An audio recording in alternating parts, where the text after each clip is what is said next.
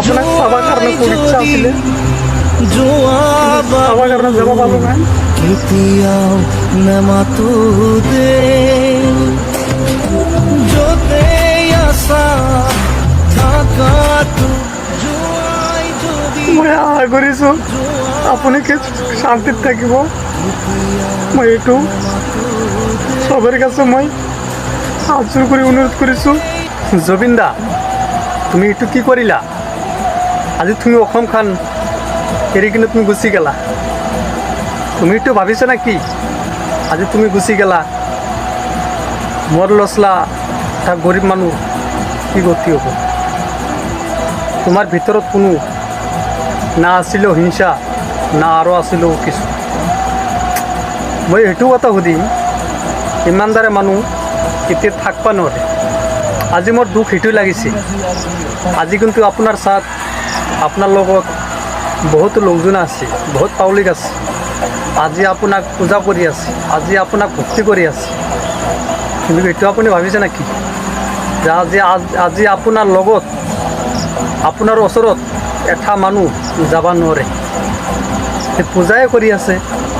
আপোনাৰতো ধন সম্পত্তি বহুত আছে, কিবা কি লৈছে নেকি? আপুনি লোৱা নাই। আপোনাৰ নামটো শুনিলে ইমান মৰম লাগে, সেইটো মই ক'ব নোৱাৰোঁ। আৰু আজি তোমাৰ দুখটো এইটো লাগিছে যে আসামেৰ ভিতৰত কিবা একটা বস্তু গুচি গ'লে, কিবা একটা বস্তু গুচি গ'লে সেইটো বস্তু সাধারণ নহয়, খুব ভাল একটা বস্তু গ'লে।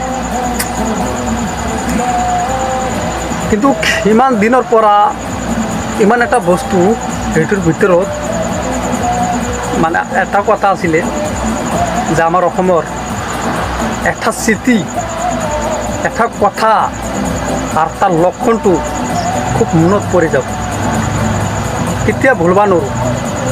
আর তোমার নচলা যদি কিবা কৈ গায়ক আছে, যদি কেউ বা ক'বা নোৱাৰে, এনেকুৱা এটা মানুহ পাইদা হোৱা নাই।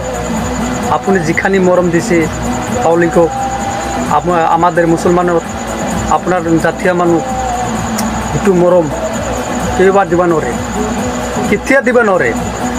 এনেকুৱা মানুহ নাই। আপুনি না খুব শান্তি থাকিবা, কোনো কষ্ট নহ'ব আপোনাৰ। তাৰমানে কি কাৰণে আপোনাৰ মনটো একদম চাফ আছিলে, কোনো গিল্টো নাই আপোনাৰ মনত। ভাল মানুহ পৃথিৱীত থাকবা নোৱাৰে। দাদা, তুমি কিয়াৰ কাৰণে গুচি গেলে? আর তুমি কিয়ার কারণে সিঙ্গাপুর গলে? তুমি কিন্তু গম পাইছে নাকি যে আপনার কথাটো মনত পড়লে কিবা মানুহৰ মনটো এৰি যা, তাৰ মনটো এৰি যা। আৰ তোমাৰ নচলা ভাল মানুহ আসামেৰ ভিতৰত নাই। আপুনি যেটো কাম কৰিছে না, সেইটো কাম হিমাতো মামাই কৰবা নোৱাৰে, হিমাৰতো মামা কৰবা নোৱাৰে। আপুনি যদি এটা কথা কৈছে, আপুনি যদি কিবা জায়গাত আহিছে, 100 টাকা 200 টাকা 300 টাকা টিকেট কাটি কিনে আপোনাৰ দেখবা কাৰণে গৈছে, আপোনাৰ চাবা কাৰণে গৈছে, ইমান মৰম আপোনাৰ ওচৰত।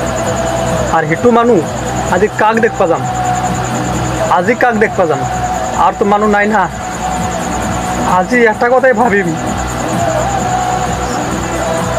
আজি একটা কথাই ভাবিম যে আমার ভিতৰত জুবিন দা নাই, গুচি গ'লে। মই কিন্তু বিদেশ বাৰীত কাম কৰা মানুহ, মই বিদেশৰ পৰা কৈছোঁ। আপোনাক চাব কাৰণে খুব ইচ্ছা আছিলে, কিন্তু চাব কাৰণে যাব পালো নাই।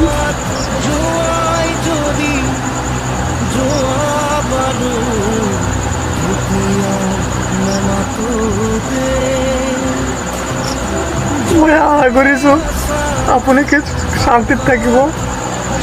মই এইটো সবাৰ কাছে মই হাত জোৰ কৰে অনুৰোধ কৰিছোঁ যে আমাদের জুবিনদার জন্য প্রত্যেকটা মানুষ ভাল ভাল দোয়া করিবা। আপনি কিন্তু কৈছিলে মোর কোনো জাতি নাই, মোর কোনো ধর্ম নাই। সেইটো কথা এমন একটা মানুষ আসামের ভিতৰত নাই, এনেকুৱা সাহস কৰি এটা কথা কবা কাৰণে। কিন্তু আপনাৰ কৈছে, আৰ আপনাৰ কাৰণেই আসামেৰ নামটো ওলাই গৈছে আজি আপুনি গুচি গ'লে আজিৰ পৰা চাবা যে মানে আসামটো ইমান এটা গেন্দা হ'ব মানে এইটো ক'বাই নোৱাৰোঁ ইমান গেন্দা হ'ব সেইটো ক'বাই নোৱাৰোঁ মানে ধমকি দিয়া মানুহ নাই না ধমকি দিয়া মানুহ নাই কিন্তু আপুনি ছিলে কিন্তু আপুনি আজিৰ পৰা গুচি গ'লে সেইটোৱে মেইন কথা তা আপুনি ভাল থাকিবা সুস্থ থাকিবা সেইটো মই আবেদন জনাই আছোঁ